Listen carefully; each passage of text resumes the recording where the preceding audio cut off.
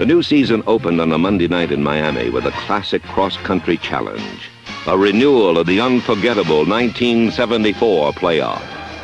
This is a classic playoff game, just like the Miami-Kansas City game on Christmas Day. It is a classic. 3 years ago.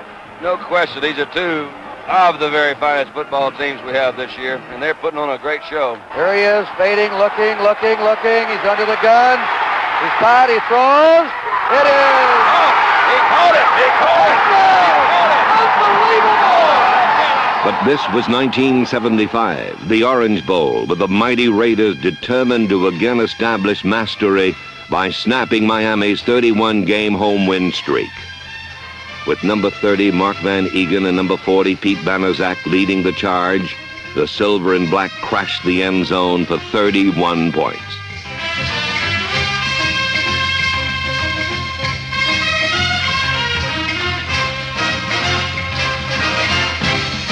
Tony Klein, number 84, added a sack to Bob Greasy's 4 interceptions.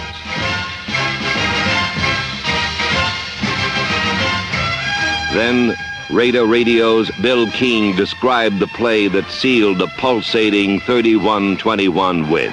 Hart drifts back, takes it a yard into the end zone, hesitates, he's out, now he's got to run. He didn't want to. He gets a lane up the middle of 20, 25. He's got room at the 30, the 40, the 50. They may not catch him. He's got a convoy to the 30, the 20, the 10, the 5. Touchdown Raiders! Harold Hart, 101 yards. Holy Toledo! By Jim Langer at center. The first play from scrimmage.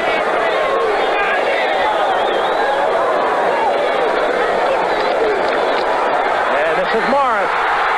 Dipping to the outside, and he could, and just tripped up over the 35, going down at the 39, and had he been able to get around that corner, he was gone. He has great speed. A 19-yard pickup, first down from the Orange Bowl in Miami. Ball just over the 41, and getting the call is Nottingham. He fumbles. And battling for the ball and coming up with it is number 84, Tony Klein. And Miami Goffin was lying right alongside of the ball. He did not see it, and Oakland gets their first turnover, something that they major in during the course of the season. Full tonight, every game Oakland plays. Second down and 6. Stabler goes to Blitnikoff, is complete. Blitnikoff had what appeared to be the first down. He stepped back as Bob Matheson laid a hit on, and he could have lost the first. Coming off a great year.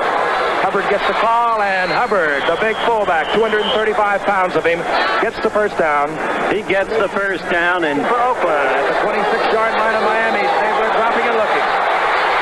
It's a tremendous rush, steps away from the charge of number 74, Randy Clutter, but it was enough to force a 6-yard loss for Oakland.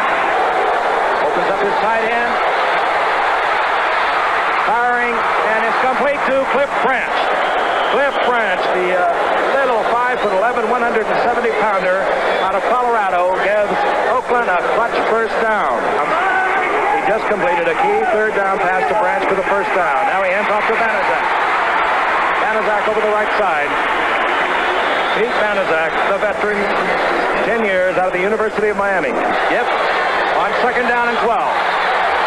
Stabler with the time, gets it away to the big tight end, Bob Moore. Moore, very close to the first down. It'll depend where they mark the ball. The tight ends are in. Casper and Moore for Oakland. Hubbard, as you would suspect, gets the call, gets the first down. Down to the 2-yard line, leaping over the blocks of Dave Dalby, George Beeler, and Gene Upshaw. Banaszak with that first down for Oakland. Hubbard is on the bench. We don't know why. We'll check it out. Banaszak hurdling into the end zone for the touchdown. Pete Banaszak, who did not play hardly at all in preseason. Five-man defensive secretary on third down and 10.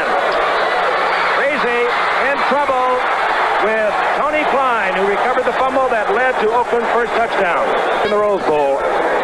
3 consecutive years, and Seifel has to hurry it. It goes end over end. Colsey without the fair catch.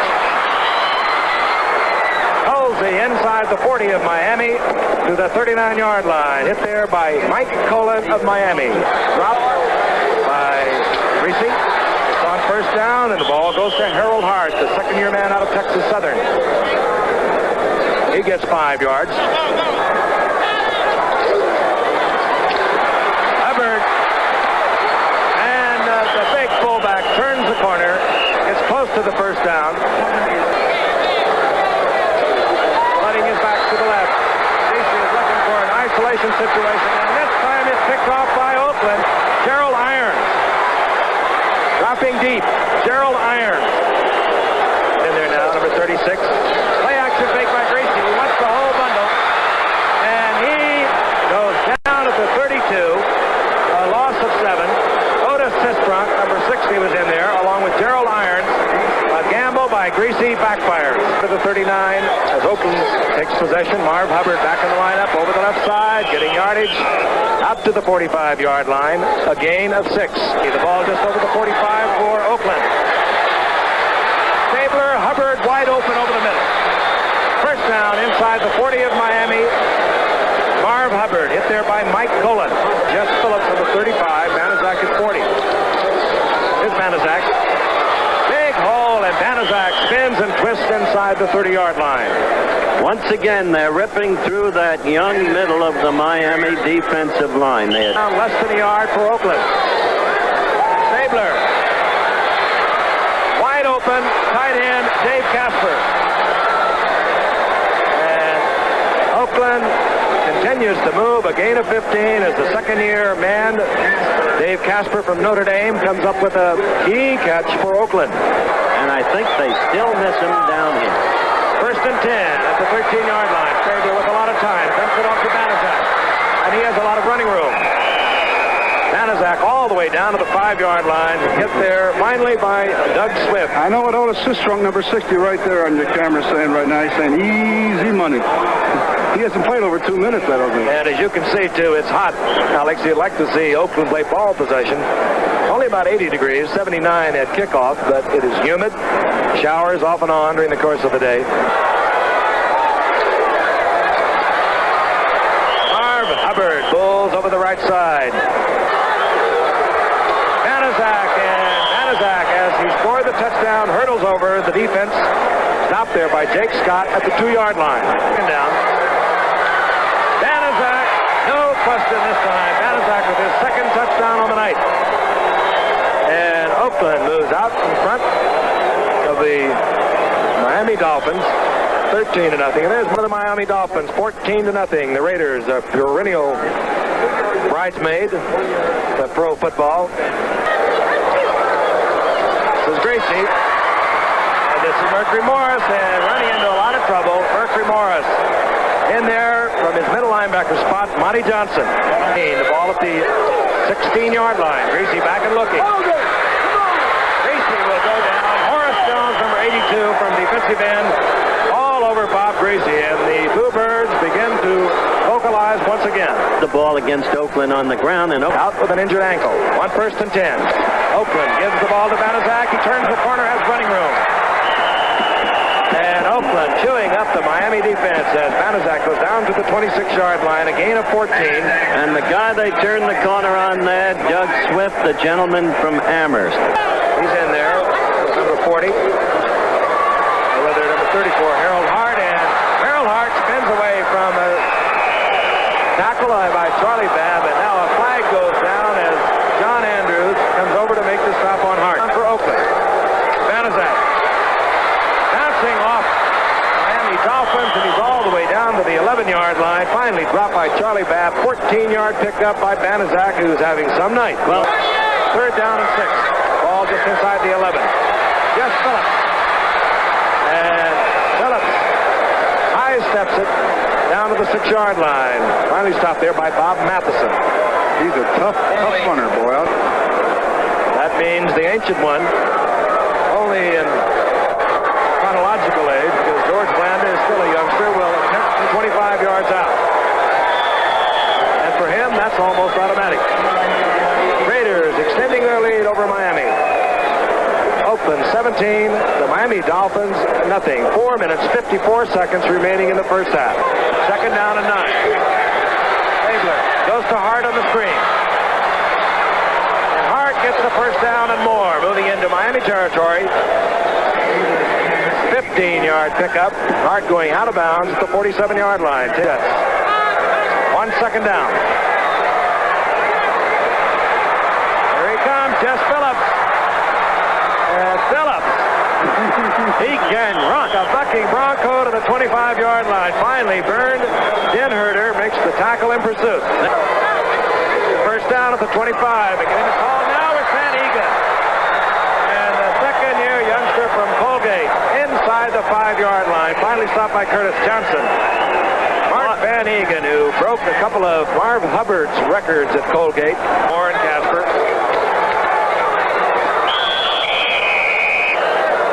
Otto said today he felt like his life was over. Second and goal. Van Egan scores. Mark Van Egan touchdown. This drive had, coming up to the last scoring play, had consecutive gains of 15, 22, and 21.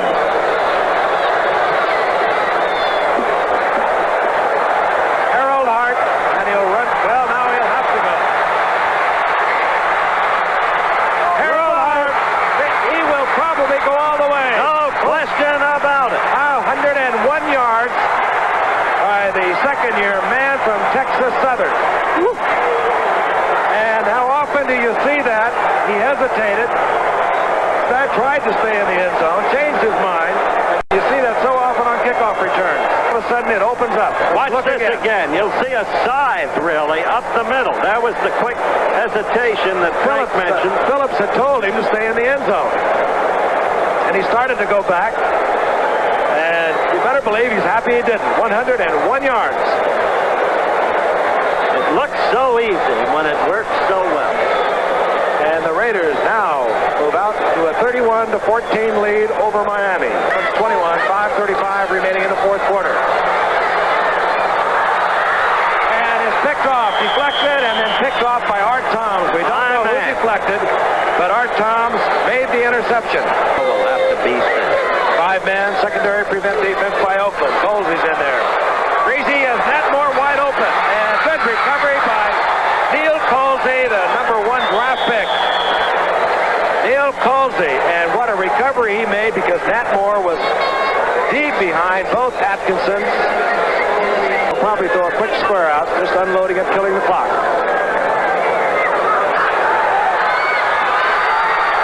Who has it? Nobody. Skip Thomas in a battle with Howard Twilley, or rather Jack Tatum back there. The Oakland Raiders 31, the Miami Dolphins 21. In Baltimore, the Raiders face the playoff-bound Colts. Number 80 Art Toms led a defensive line thinned by a season-ending injury to Kelvin Corver in corralling Colt passers 6 times.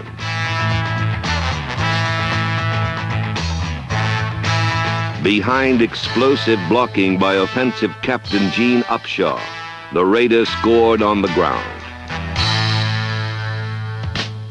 Showcasing 3 proven wide receivers, Mike Ciani, Fred Biletnikoff, and Cliff Branch, the Raiders' precision passing then overpowered Baltimore.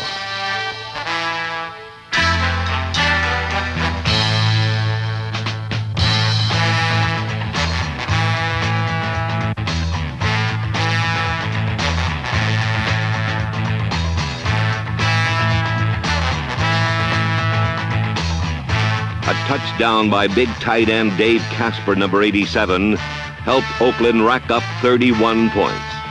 Meanwhile, Colt hopes were shattered on plays like this by rookie cornerback Neil Colsey, another product of astute Raider drafting. In the end, Baltimore was stymied, awed by Oakland design, desire, and depth.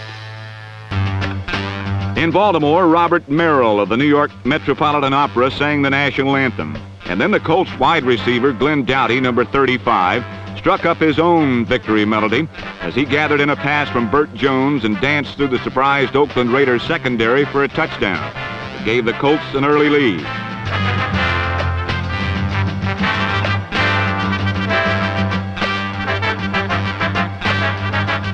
The underdog Colts led 10-0 in the first quarter and seemed to be marching to a winning tune until Oakland's defensive backs stopped the music.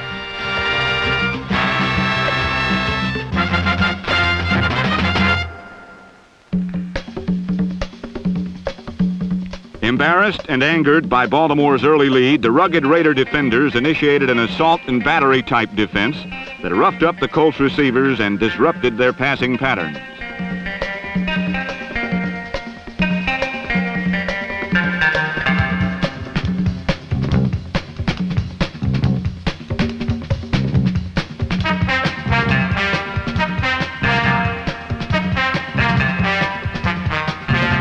Oakland's defense repeatedly turned back Baltimore's scoring threats, and Neil Colsey, number 45, a rookie from Ohio State, ended one Colt drive with a leaping interception.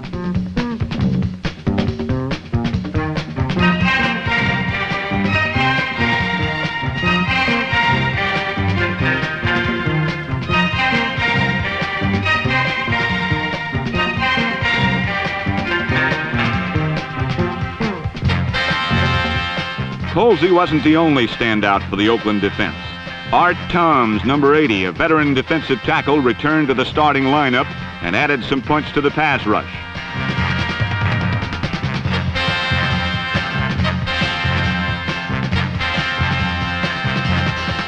Raider coach John Madden calls Toms one of the finest defensive linemen in the league. And there are days, such as this Sunday against the Colts, when he appears to be just that. Toms not only excelled as a pass rusher, but his quick pursuit stymied Baltimore's ground game, and by the fourth quarter, the Colts offense had just about fizzled out.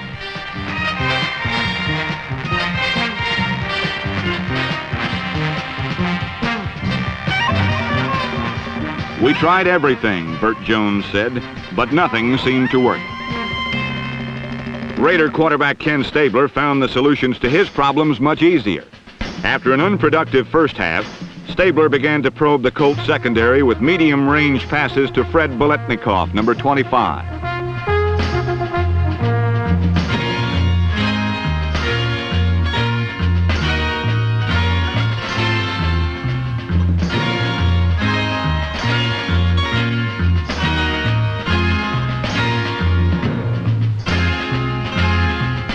Although several passes to Biletnikoff were successful, the Raiders quickly discovered that the Colts were using 5 defensive backs in an effort to blanket Oakland's dangerous receivers. Coach John Madden countered Baltimore's defensive strategy by sending in wide receiver Mike Ciani, number 49, in place of a running back.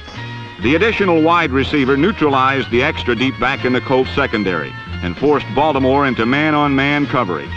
With Biletnikoff and Ciani on one side and speedy Cliff Branch on the other, the Colts were forced to go one-on-one against Branch. Stabler capitalized on the coverage and threw to Branch, who outmaneuvered Nelson Muncy.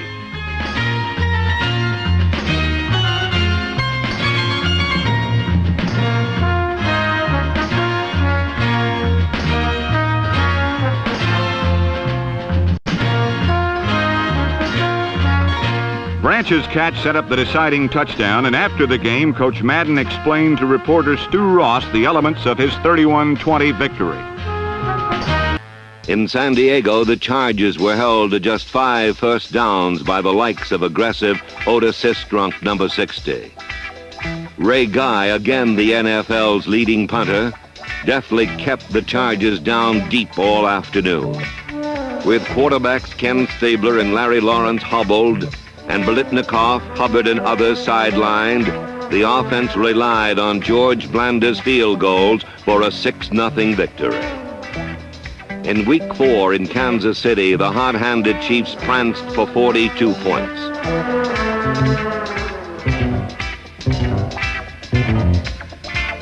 Meanwhile, with rookie quarterback David Humm seeing his first league action, the Raiders gained as many yards as the Chiefs.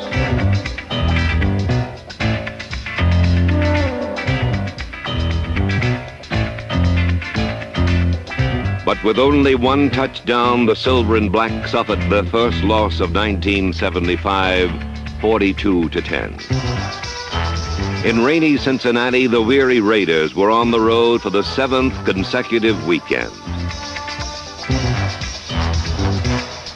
Defense owned the day, and alert linebacker Phil Villapiano owned 1 of 4 Raider interceptions. but the Bengals brought one back all the way to squeak out a 14-10 victory.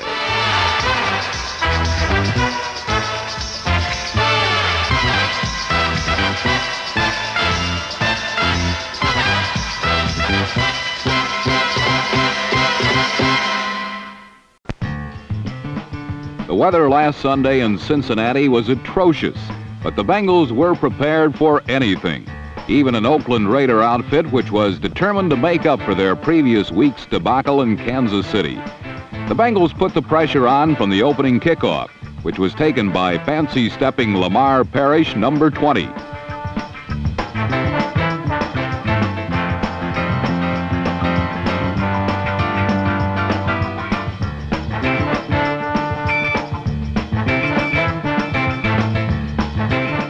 This was not a day for fancy stepping. It was a day for defense. Two of the NFL's most potent passing attacks combined for 43 pass plays, but only 12 completions and 8 interceptions, 4 by each team. Particularly impressive was the Cincinnati front four, the foundation of the NFL's top-ranked defense. Underpublicized but highly effective Sherman White, Ron Carpenter, Bob Brown, and Ken Johnson.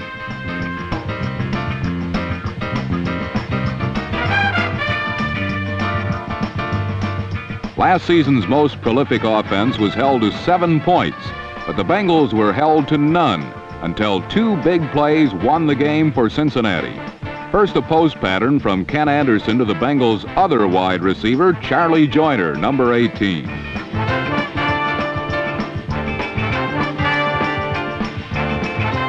Joyner's 44-yard play set up the Bengals' first touchdown, and then late in the third quarter came the game's biggest play. Bengal cornerback Ken Riley had been shaken up, and Ken Stabler went right for the jugular of his rookie replacement, Marvin Cobb, number 24.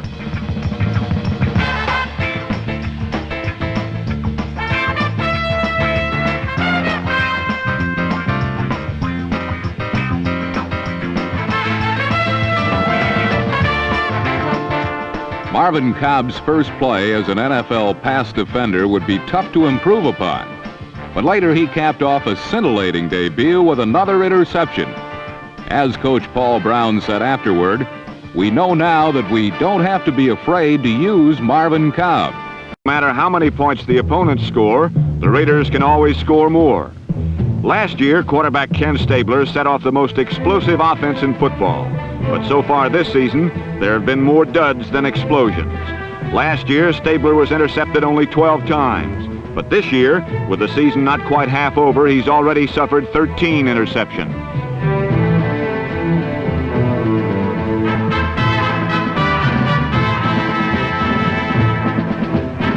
The Raiders have won 4 of their first 6 games, mostly on the strength of a skilled, vicious defense that has gotten back just as many balls as Stabler has thrown away.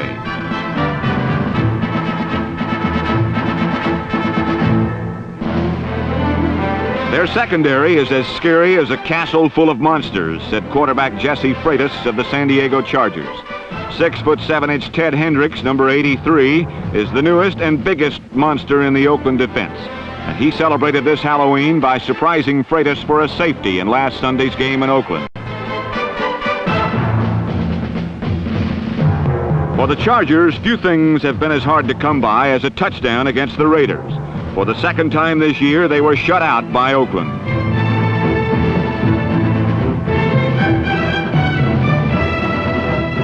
Oakland won its divisional title last year in 10 weeks, the football equivalent of clinching a pennant in the first week of August. Last season, Stabler threw 26 touchdown passes. This year, his wary opponents have permitted him only 2.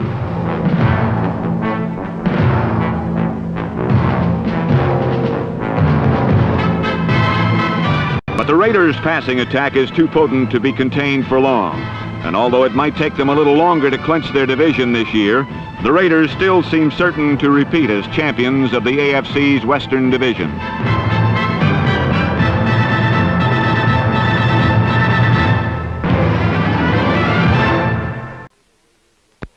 Finally, the Raiders were home. With San Diego in town, the Oakland defense raced out, bound for glory. This would be the very first time that the Raiders ever registered 2 shutouts in one season. It began when number 54, Mike Dennery, and number 83, Ted Hendricks, trapped the Charger punter for a safety. Next, it was Hendricks, Sistrunk, and Horace Jones adding another 2-pointer. The spirited Raiders were on their way. Then, dazzling deception, as Ray Guy found number 33, Lewis Carter, on a punt formation pass. Finally, behind blocking by John Vella, Upshaw, Shell, Beeler, and Dalby, Ken Stabler triggered the feared Raider bomb to number 21, Cliff Branch, as Oakland celebrated homecoming 25-0. In Week 7 in Denver, loyal Raider boosters saw their conference-leading defense cut down the Broncos.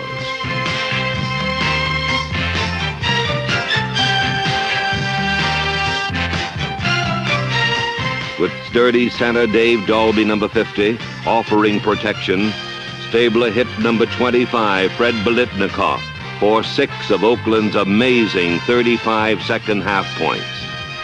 Neil Colsey returned 3 punts for 127 yards, en route to an all-time NFL record 655 yards in that category.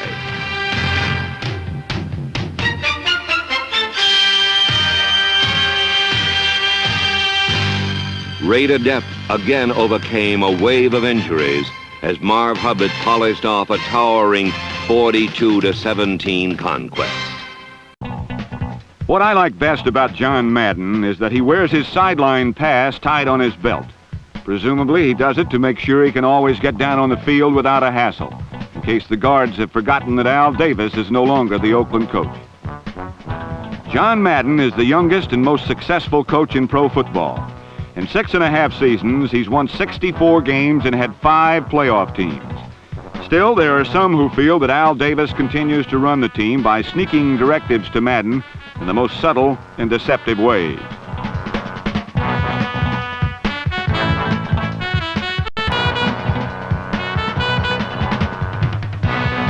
But John should not be underestimated, as he holds a master's degree from Cal Poly, and believe it or not, on the field, he does run the Raiders. Last week, Oakland was in Denver, and Madden's opponent was ex-Stanford coach John Ralston, a man whose outgoing personality and straightforward style have won the respect of the Bronco players and fans.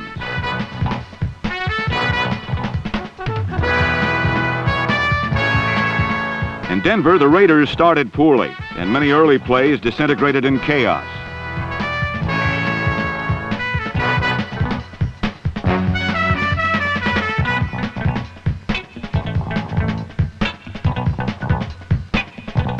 When things are going poorly for the Silver and Black, Coach Madden's hand starts pushing his hair. He paces a little, and the look on his face tells it all. Last Sunday, you could watch John Madden and know exactly how the game was going. So while Madden stewed, the Denver coaches prepped Jack Dalbin, number 82, to take advantage of Oakland's errors.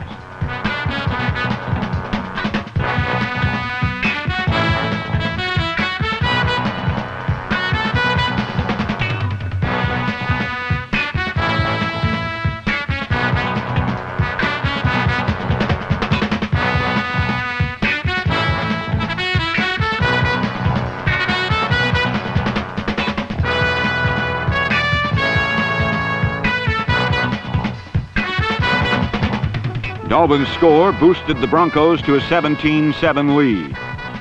And when things get that bad, John Madden gets into some heavy pacing.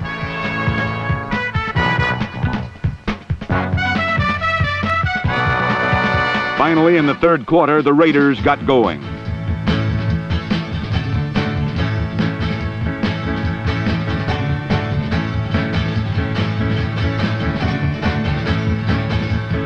Ken Stabler's strike to Fred Biletnikoff made it 17-14 and turned Coach Madden into a cheerleader.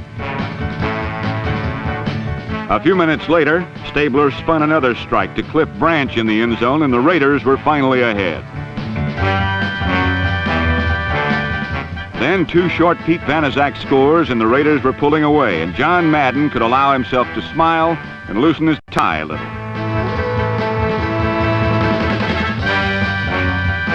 With a 35-17 lead and time almost gone, Oakland had merely to administer the kiss of death.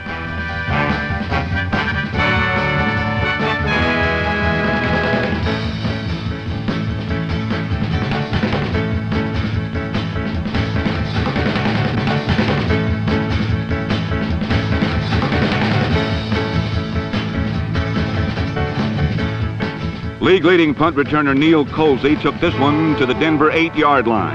And as John Ralston signaled frantically for a timeout, John Madden signaled that Denver's case was hopeless.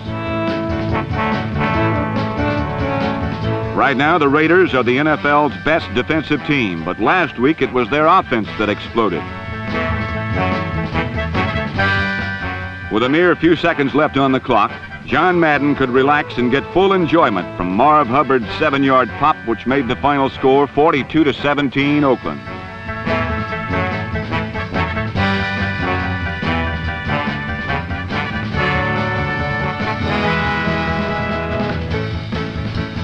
Only then would John Madden allow himself a full-fledged victory smile.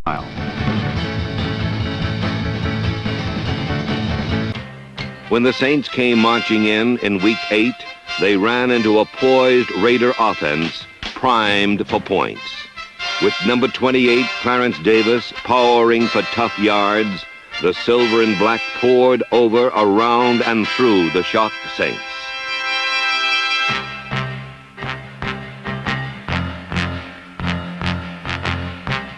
While the offense flew on winged feet, the defense contributed menace and mayhem. Relentless pressure on Saints quarterback Archie Manning forced this breakdown, which reliable George Atkinson, number 43, hustled back the other way. Versatile special teams captain Warren Bankston, number 46, scored his first Raider touchdown as one of 9 different receivers who contributed to a spectacular 523 yards total offense. The afternoon's 2 big strikes went to deep threat Morris Bradshaw, number 81, as a sellout home crowd cheered a club record 34 first downs and a devastating 48-10 Raider triumph.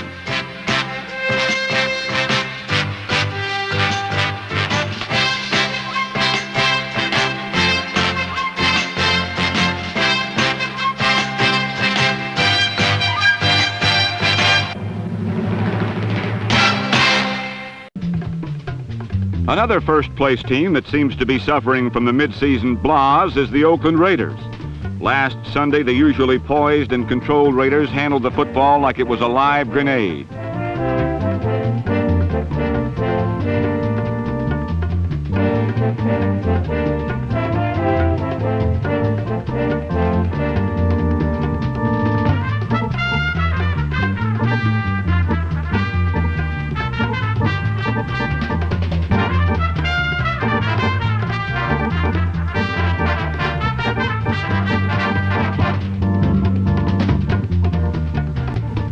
Fortunately for the Raiders, their opponents were the New Orleans Saints. The Saints have never had a winning season, and last Sunday they moved smartly toward their 9th consecutive losing year.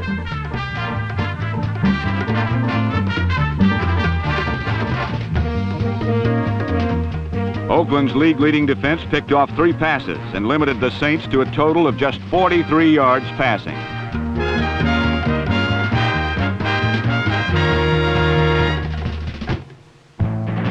After a ragged beginning, Oakland's offensive machinery began to mesh, and the Raiders cranked out 7 touchdowns. Oakland's victory was engineered by Ken Stabler, who threw 2 Skyliners to Morris Bradshaw, number 81, a second-year wide receiver from Ohio State, whose potent pass catching will give opponents someone else to watch, in addition to Branch, Boletnikoff, and Ciani.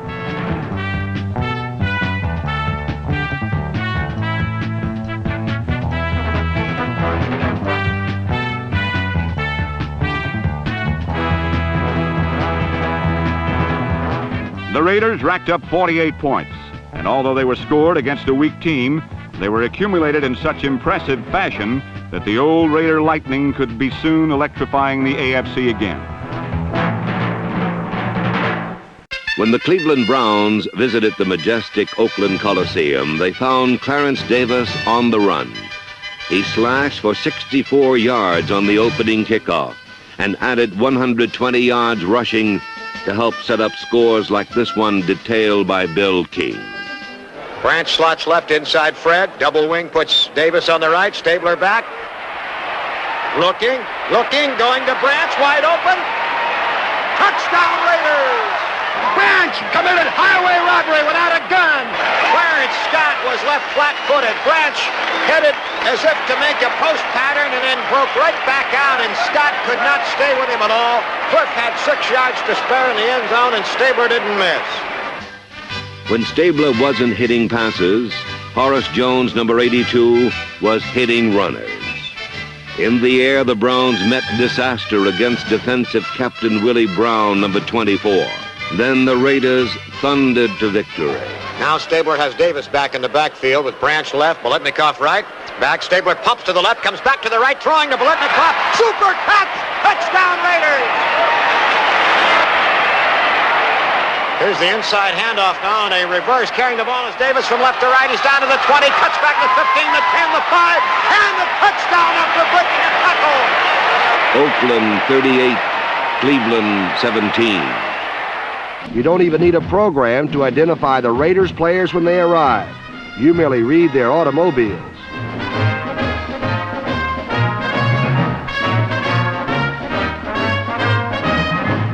Sporting the best winning percentage since 1963, the Oakland Raiders are glamorized and publicized as the pride and poise boys, the Bay Area's most consistent winners.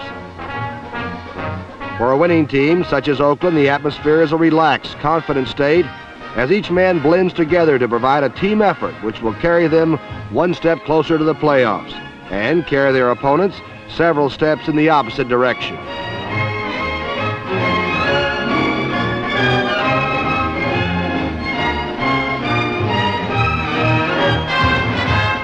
Oakland ranks second only to Minnesota in overall defense and leads the AFC in stopping the forward pass.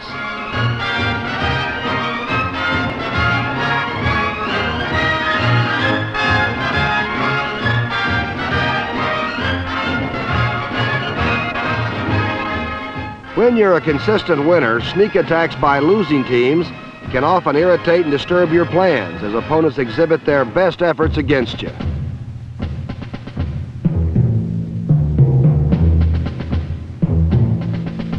Although the winless Cleveland Browns fought hard last Sunday, their cause was in vain, and their isolated highlights were but encouraging reflections in the otherwise dismal sea of defeat which has rocked the Browns all season long.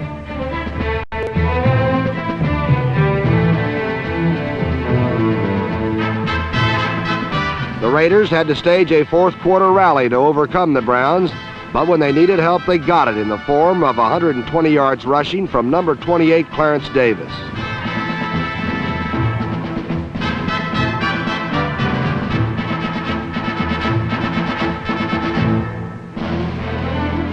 Davis scored 2 Raider touchdowns in a 38-17 win as Oakland tightened their grip on first place in the AFC West.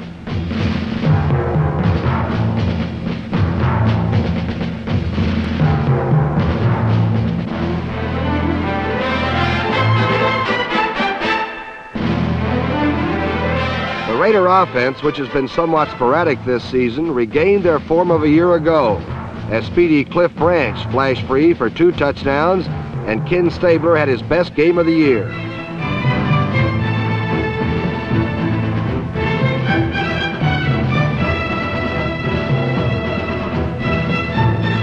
Branch was a swift, sudden breeze which blew past the Browns for 5 receptions, passes delivered right on cue by the confident Kenny Stabler.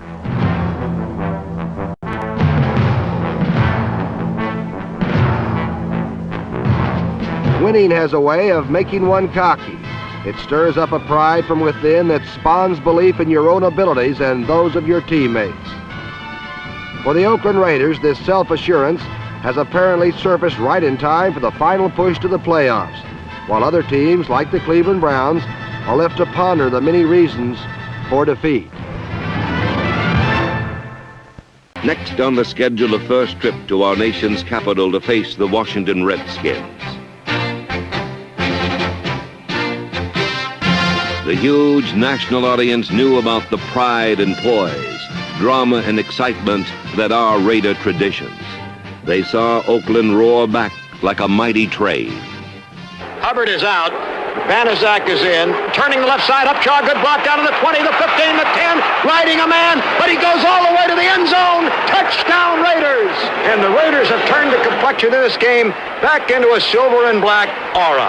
They crowd 5 men up front now, almost 6, and jam the middle linebacker right over the line. And Hubbard rushes away from one tackler and then goes ahead upfield, rumbling to the 40, breaks out to the 50, a foot race to the 40, to the 30, 3 men after him, and a clubbing tackle at the 18-yard line, and a flag goes down, down goes another flag, and the Raiders may get the benefit of these calls.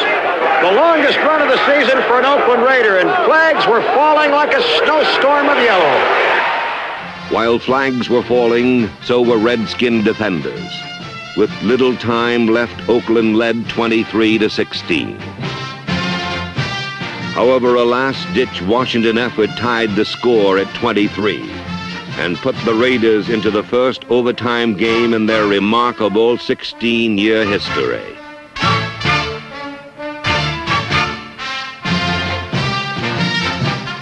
When the Redskins won the toss, the Raider defense responded to pressure and overwhelmed quarterback Bill Kilmer's attack. With confidence born of talent, discipline, and preparation, the Raiders marched goalward.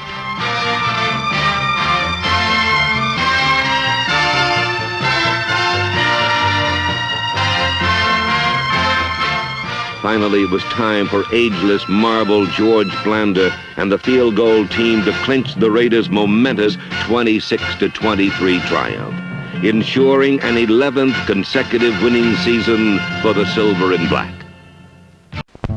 The 6 Cardinal sins were hung as a reminder to the Redskins that they were going to have to fight for what they wanted. In fact, the martial arts in the form of Thailand-type boxing seemed to be the theme of last Sunday's interconference extravaganza, which marked the first time ever the Oakland Raiders had played a regular season game in the nation's capital.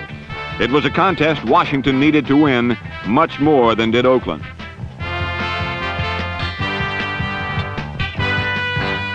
And of course, as far as Redskin fans were concerned, the good guys wore red and the bad guys wore white.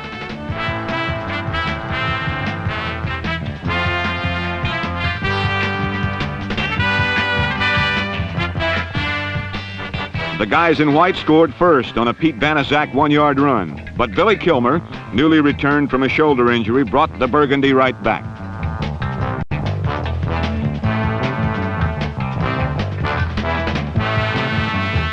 His pass to Charlie Taylor tied the score at 6 and helped Charlie amass 6 catches for the day, which leaves him only 10 short of Don Maynard's all-time reception record. Last Sunday, one of George Allen's main objectives was to defuse the bomb, which meant stopping Cliff Branch, number 21. The Redskins did it so well that Branch finished the regulation portion of the game with a lone catch. Undaunted, the Raiders turned runners, and Pete Banaszak chugged 27 yards for a 13-9 Oakland edge.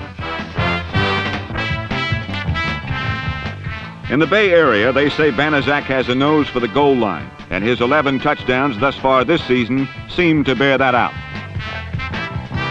But the real sledge horse of the Silver and Black ground game is number 44, Marv Hubbard, who is second only to O.J. Simpson in average yards per carry. A little rough tackling by number 30, Bryant Salter, made Hubbard's run 15 yards better. And once again, Oakland was knocking on the end zone door.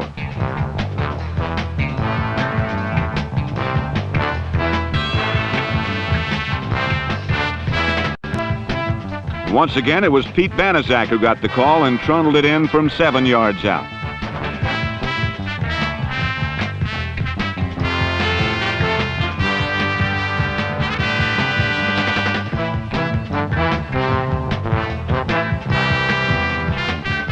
With the score now 20-9, it looked as if George Allen's men of age and wisdom were about to let the game slip away.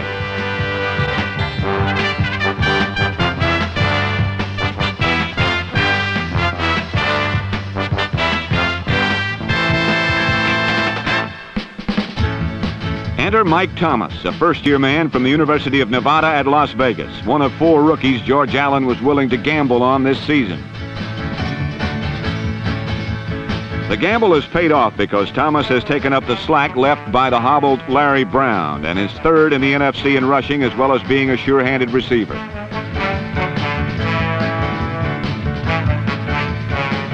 So last week when the chips were down, Kilmer put it all on number 22 Burgundy, who swept outside to make the score 23-16, Redskins trailing by 7.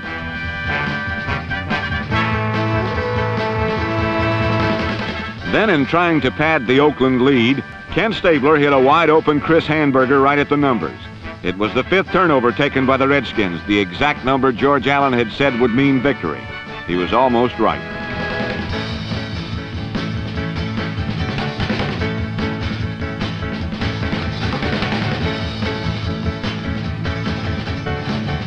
With 3.5 minutes remaining, Kilmer unleashed a throw that looked like a homing pigeon as it nestled into the arms of wide receiver Frank Grant.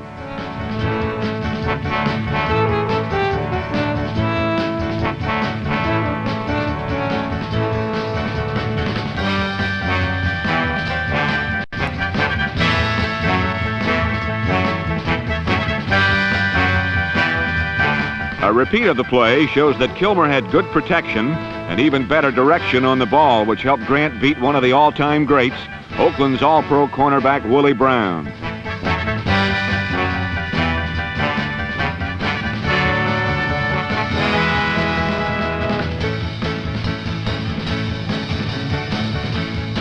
And now, in the dark and gloom of night, with the score tied at 23 and 2.5 minutes left, the Redskins needed a courageous defense and some luck. They got both when George Blanda's 33-yard field goal try faded left and sent the game into sudden death overtime. The Redskins won the coin toss, and after almost 3.5 hours of hard-fought action, Coach John Madden found himself in the midst of a pregame pep talk. Whatever the words, they must have been inspirational as the Redskin charge was buried beneath white jerseys.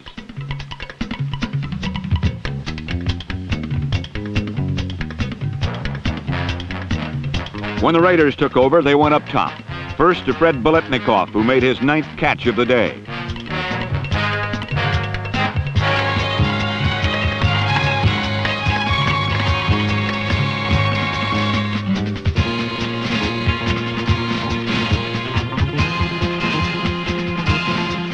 Working with the confidence and coolness of a man who's been there before, Stabler continued to slice through the Redskins secondary.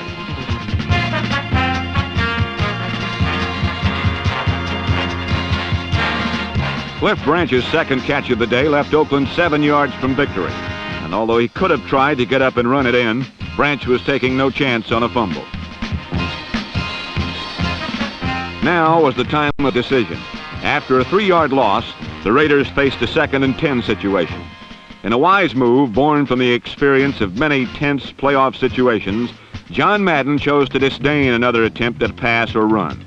His decision was to go immediately to the wonder of the ages, George Blanda. And for the Redskins, sudden death came swift and silent, 26-23. John Madden's decision had been the right one. Admittedly not earth-shaking, but one of those little decisions that can make any coach the unquestioned ruler of his team's destiny. In Week 11, a Raider victory against Atlanta would mean an unprecedented 8th Division championship in 9 years. Now it's a double wing. Branch slotted left inside Biletnikoff. Stabler dropped straight back. Good protection. Throwing deep. Branch got his man beaten. Touchdown Raiders! Bartkowski play faking. 1st and 10. Back to pass. Delivers a wobbler. Overthrown, intercepted. Skip Thomas at the 40. Starts right. Comes back to the left. Cuts up a wall of boxers at the 50. Cuts back toward the middle of the field at the 40. He is running laterally. Sidesteps another tackler at the 35. Down the right side of the 25. He's at the 50, and he goes out of bounds as a pile of Atlanta Falcons finally drove him out. Skip Thomas on a dazzling dipsy-do return. 5 men jammed in. Back he goes, sets up quickly, looks right, looks left, can't find anybody. Comes out running. Little toss to Branch. Touchdown Raiders! Here's the pass on a screen to Van Egan at the 20. He's got a wall at the 10, the 5. Touchdown Raiders! Despite Oakland's deluge of points, Steve Bartkowski brought Atlanta to the front 34-31. With just 6 seconds left, a Blanda field goal tied the game. And this time, even the extra period was a heart shaker. Here comes a 3-man rush. Stabler back. He looks. He fires to Branch. Comeback catch, but he can't get out of bounds. He jukes a man and does get out on the 19-yard line with 2 seconds to go. I can't believe it. Branch made a 360-degree turn in front of Brazina, who had hit him, but he did not go down. Oh, it took some guts that time. At the 19, the line of scrimmage, it'll be about a 36-yard field goal. Snap, spot, kick on the way. Good! And George Blanda is still the people's curse at the Oakland Coliseum. George Blanda from 36 yards has kept the Oakland Raiders for the second consecutive week into an overtime victory. The final score in the overtime, Oakland 37, Atlanta 34. But Ken Stabler of the Oakland Raiders is a mature quarterback in command of his craft.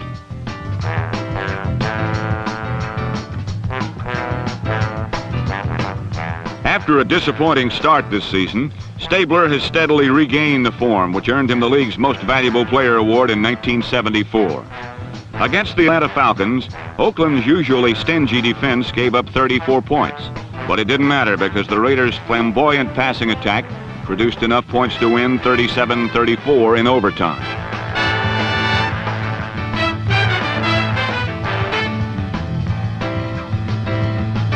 Next, a Monday night TV audience saw the Oakland Raiders, reigning AFC Western Division champions, go for 7 wins in a row.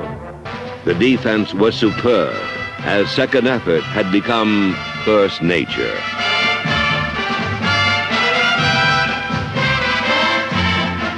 Rookie Charlie Phillips, number 47, started for injured Jack Tatum and grabbed a record-tying 3 interceptions. Ken Stabler guided the offense for 2 scores and an impressive 17-10 win.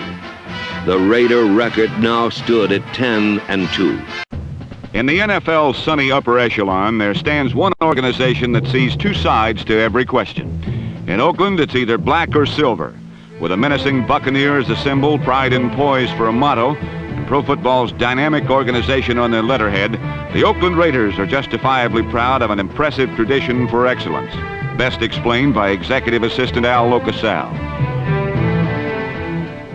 An organization is something that starts at the top. A very common phrase is you build from the bottom up. You don't. You build from the top down. And this organization starts at the top with Al Davis, the managing general partner. And Al's philosophy pervades the entire organization in every area, especially in player development, player recruiting. When we bring people in here, we're looking for people who will fit the philosophy of football that we believe in. For instance, when LaMonica was here, he was known as the Mad Bomber. We didn't throw long because we had LaMonica. We got LaMonica because we wanted to throw long. The Al Davis philosophy touches every facet of the organization. And one of Davis' strongest beliefs is the sacrifice of self for the good of the team. Oakland is not a team of superstars, but a group of excellent athletes pulled from a variety of sources to fill a precise role in the Raider system. Number 60, Otis Sistrunk, was picked up as a free agent after playing minor league football for the Norfolk Neptunes. Sistrunk now provides a good hard push into enemy backfields and complements other Raider skills like the great range and tackling ability of number 41, Phil Villapiano, Oakland's second-round draft choice in 1971.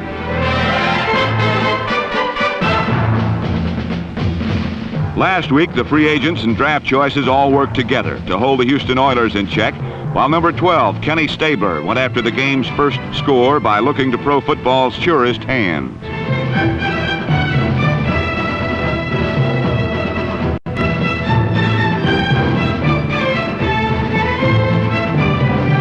but Fred Biletnikov's apparent touchdown was ruled out of the end zone. So on the very next play, Stabler simply rotated receivers, calling the same pass to the same corner against the same defensive back, but this time using Cliff Branch for a touchdown that counted.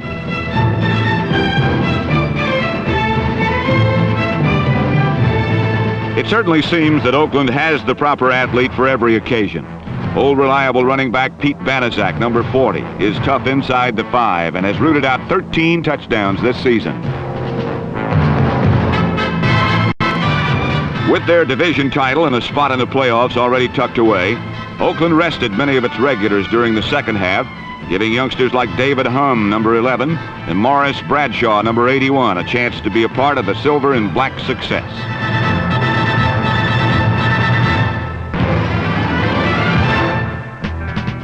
While Oakland added to their legacy, the Houston Oilers continue to lay groundwork for a winning tradition of their own.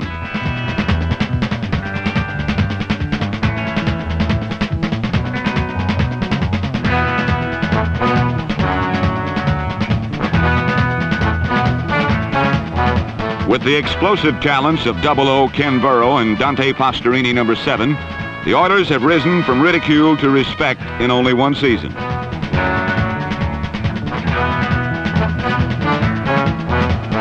Oakland gave ground grudgingly, but with only 4 seconds left in the game, Houston had a chance to win.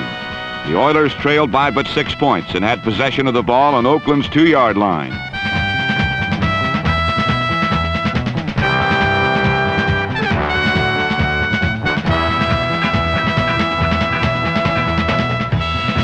Pastorini hit Mac Alston as time ran out for a 27-26 Houston victory, the 9th win of Bum Phillips' exciting rookie season as Oiler head coach.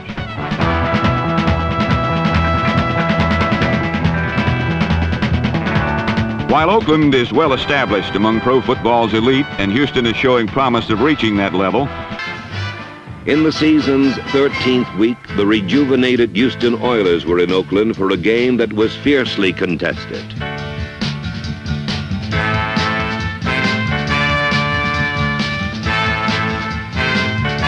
With impenetrable protection from Art Shell, Henry Lawrence and number 64, George Beeler, left-handers Ken Stabler and David Humm drilled the Oilers for 26 points and a narrow Raider lead.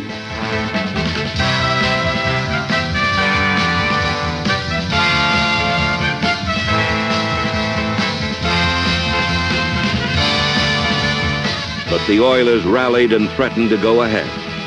Raider victory seemed assured when Skip Thomas intercepted in the end zone, but a phantom call away from the ball nullified the theft, and Houston went on to win a squeaker in the last seconds, 27-26. In the season's final week, top rusher and scorer Pete Banaszak won the coveted Gorman Award as most inspirational Raider.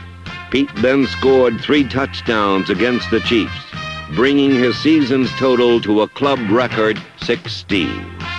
Tight end Bob Moore, number 88, caught this one of Ken Stabler's game record 11 pass completions in 12 attempts.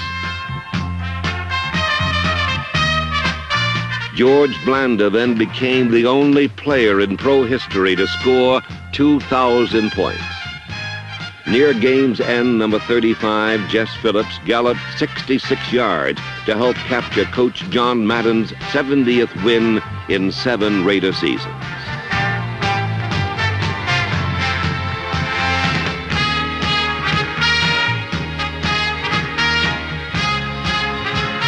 A defense led by Villapiano, Toms, Gerald Irons, and Horace Jones scalped the Chiefs 28-20 for win number 11. Ahead lay the AFC playoffs and the Cincinnati Bengals. There was no doubt that the proud Oakland Raiders were ready. Ladies and gentlemen, the Raider defense.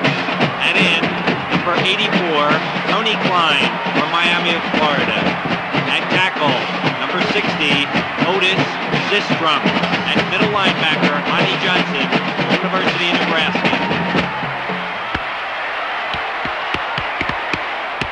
Oh, say, can you see by the dawn's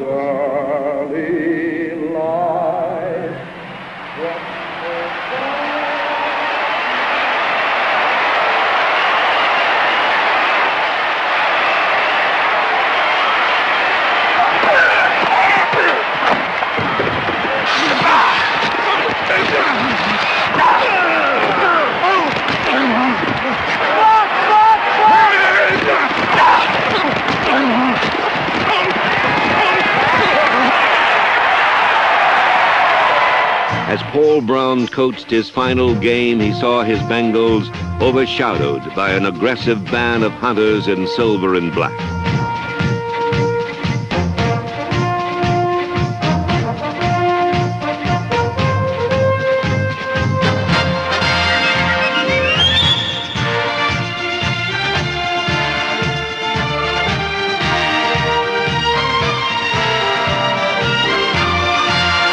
When the offense took over, Stabler followed Coach Madden's game plan and went right for the jugular. Mike Ciani's touchdown was only the beginning as the classy Raiders dominated and demolished, scoring time after time.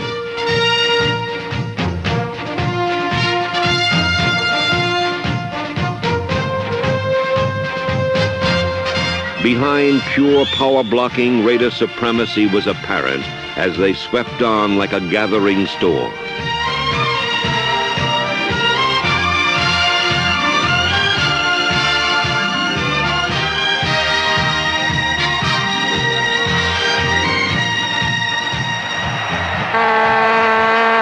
Give it to Balthazar! Give it to him!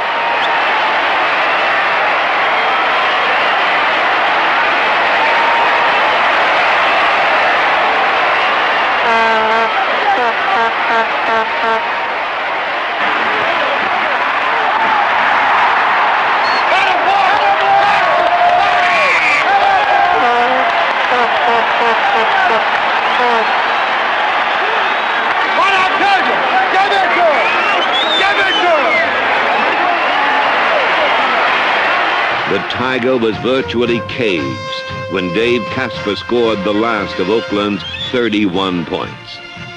The Bengals closed to 28, but the rugged Raider defense met the challenge and brought down the curtain. Watch a pick, a pick, a pick! Finish up, finish!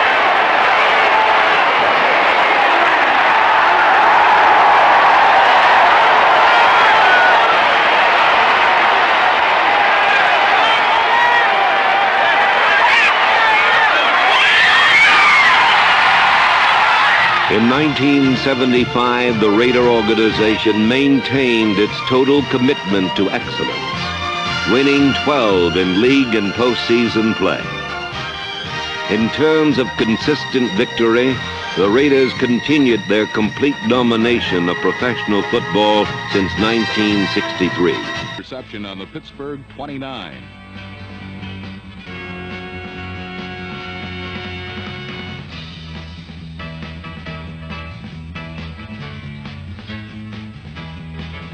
Bud Tatum's interception and display of disdain were for naught, for when George Blanda attempted a 38-yard field goal, no amount of body English could put the ball through.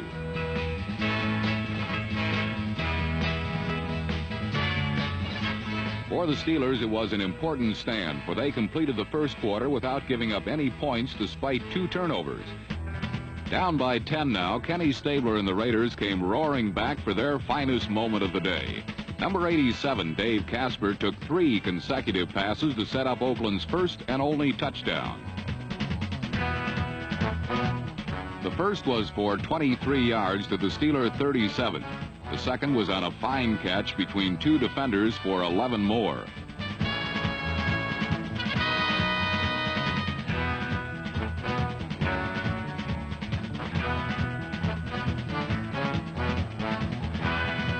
On the last reception, watch as the second-year tight end from Notre Dame used his 6'4" height to outjump Mike Wagner.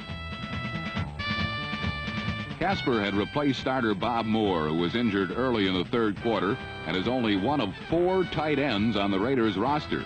To get an idea of the depth this team has, that fourth is Ted Qualick, the perennial 49er All-Pro.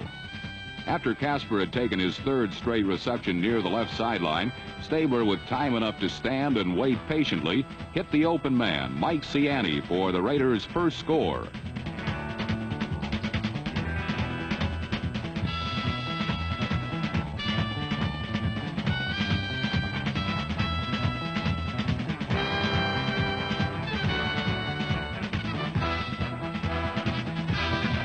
of the day. But with 9.5 minutes left, there was plenty of drama remaining in this AFC Championship game. A bad center snap caused Roy Girella to miss the extra point.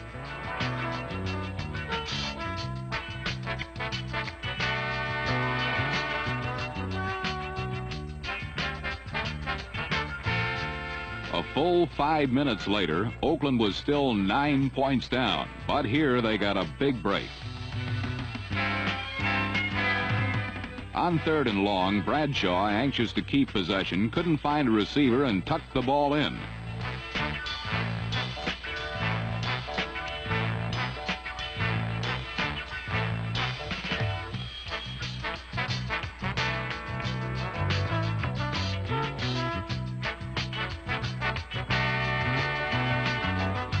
"13 yards later, Terry had a first down, but had been knocked silly doing it.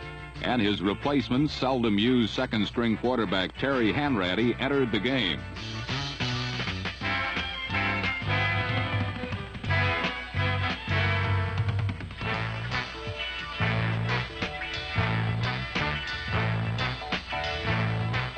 Two plays later, Franco Harris lost the ball, and Oakland had a new life on their own 35.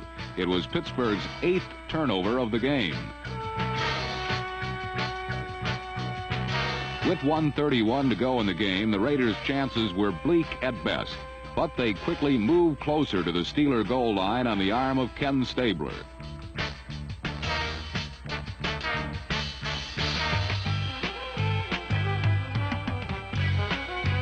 Cliff Branch, who had been held in check all afternoon, finally caught his first pass of the day, and Oakland was in Steeler territory.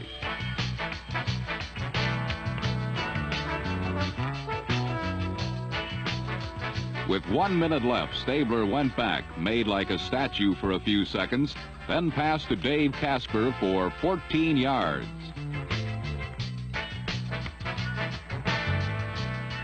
When on the next play, Stabler found Mike Ciani for 8 additional yards, Oakland used its last timeout. Stabler tried one more pass, which was incomplete. Then on 3rd down, Coach John Madden elected to go for the field goal, since the Raiders needed 9 to tie anyway. And from 41 yards out, George Blanda gave it to him, his longest kick of the season. Behind by only 6, Oakland's only chance was a successful onside kick. Everyone in Three Rivers Stadium knew it was coming, yet it still worked. Marv Hubbard recovered Reggie Garrett's fumble, and the Oakland Raiders would have one last chance from their own 45.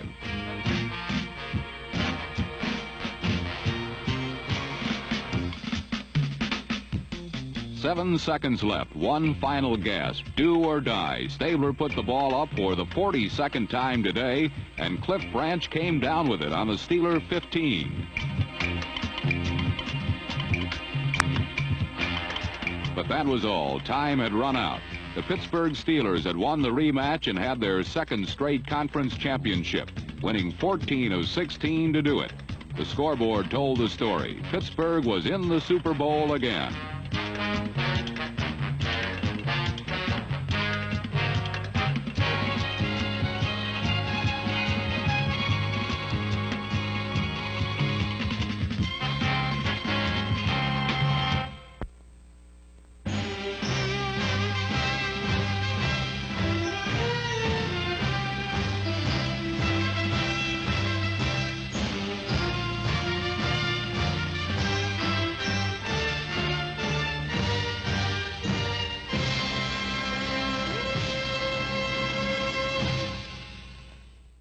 When owner-managing general partner Al Davis rescued a faltering franchise and pledged to build sports' most successful organization.